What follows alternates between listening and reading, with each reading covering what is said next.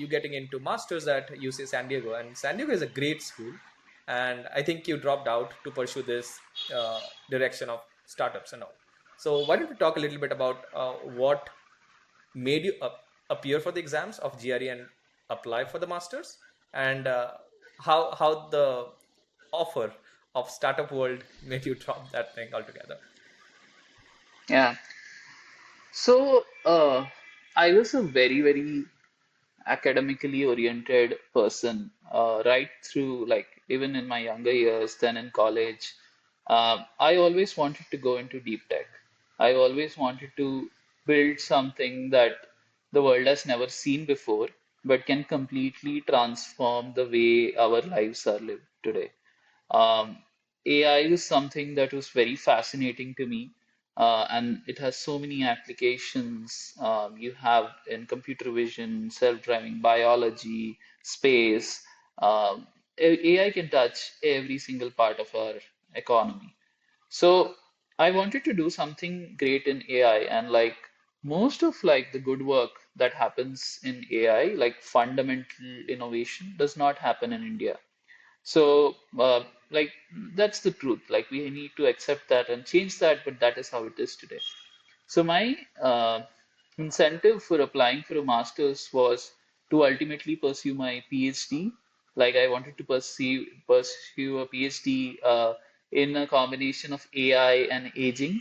Like, how can AI help humans not die? Oh, Uh, yeah.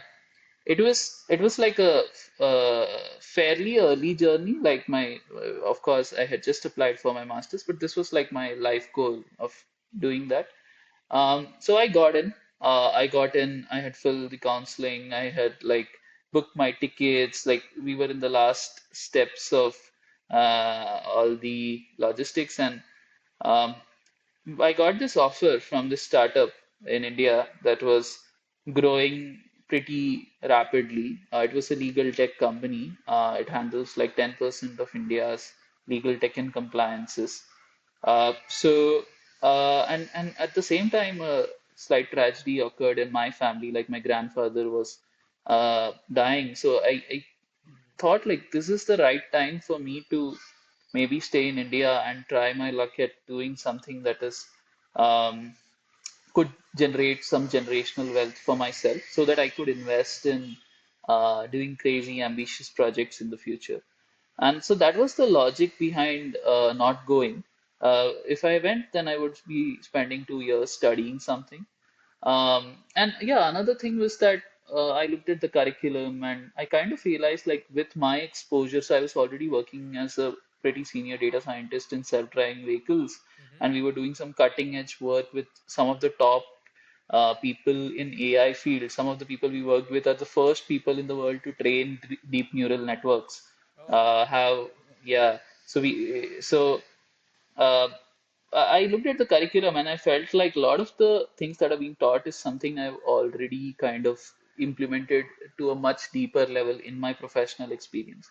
So it was just going to be about me finding some time out of my professional life to take an academic break and do some breadth first search around AI, aging, etc. I felt like instead let me make some wealth right now, and then I will try to again pursue this dream sometime in the future.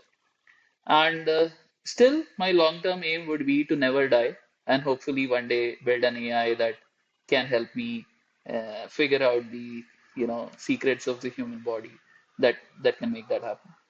amazing. Yeah, because kind of similar story to what I had. So when I was applying to my master's, I was looking to do in neuroscience because I was pretty interested in learning how the brain works, how does a brain respond to a certain signal. But I couldn't find a proper master's program for that, and everyone was saying you have to go take a major in biology and then do a human computer interaction as a side to kind of understand. I was like, I'm not sure whether I'm ready for a biology major because I'm already at a computer science. I love computers, and if I switch field, I don't know, in a different country with all the visa restrictions, I might land up in that different boat. So I could never pursue that, but that is one of my life goal too. I want to pursue neuroscience sometimes to see how things work. And now I think things are getting much more simpler with all of the information coming out with the large language models, people are able to understand a lot of brain workings, not directly, but kind of with experimentation also. So let's see how it Yeah. goes. Yeah, I think even in biology, bioinformatics, a lot of breakthroughs around genomics, etc., to understand what exactly causes aging, what cycles, what chemicals can uh, slow down aging, and so on. We are nowhere close to anything that is super promising. We only have medicines that are slowing down aging, but like nothing that is eliminating or drastically reducing aging.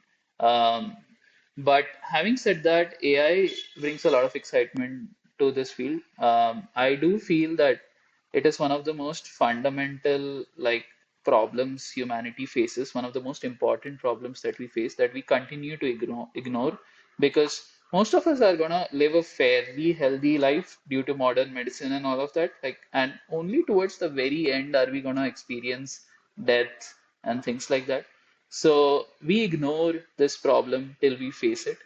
But I have seen a lot of things in my short life, and I just am honestly very scared of dying a painful death. And that's why I want to use AI to make sure that no one has to suffer. And hopefully, yeah, we'll make that dream come true someday.